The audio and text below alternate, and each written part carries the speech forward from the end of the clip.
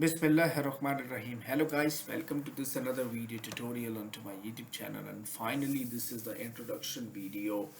I have developed an Amazon FBA Scraper using AI, using Python. So in this video I will show you, it's an introductory video, that what is the software is. Many of you are working on the dropshipping business and you need an application that is required to extract the data for you.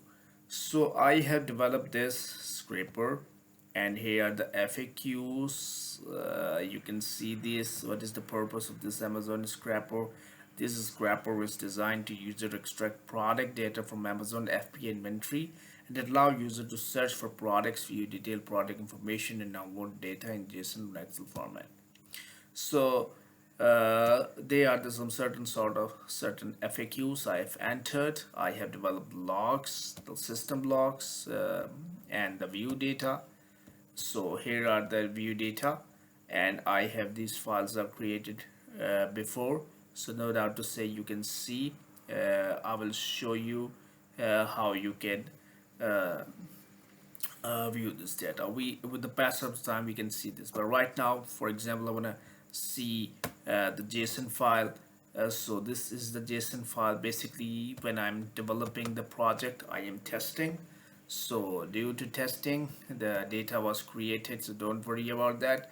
And here are the installation guide. I have created the installation guide, and later on, inshallah, then right now no video uploaded, but don't worry, the video soon uploaded into my channel, and I will show you how uh, you can install this project into your PC. So overall this one, and I also add one of the fantastic features is find similar products, and that inside this, when we are searching some sort of any product, we want to search on another website. Right now it was Alibaba supported, so currently it can scrape the content from Alibaba, but inshallah with the passage of time, with weeks or months, I can add more website, and also the proxy support. Right now no proxy support. So here are some sort of most important thing. Make sure you have a env file, and inside the env file you have a Amazon login credentials.